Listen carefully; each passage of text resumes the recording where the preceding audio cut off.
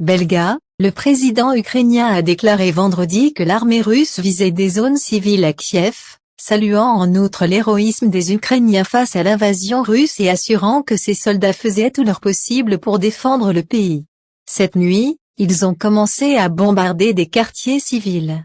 Cela nous rappelle l'offensive nazie de 1941, a dit Volodymyr Zelensky dans une vidéo diffusée sur les réseaux sociaux, prononçant cette phrase en russe à l'attention des citoyens russes.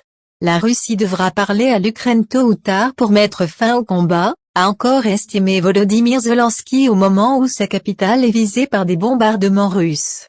La Russie devra nous parler tôt ou tard.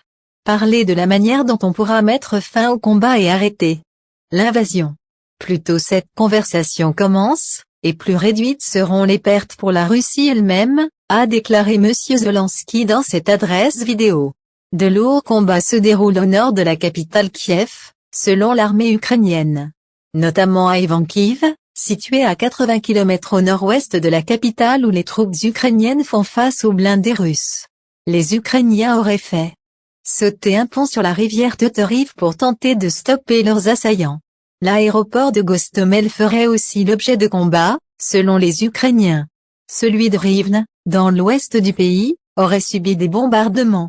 Et à Soumy, ville du nord-est près de la frontière russe, on se bat également, Belga.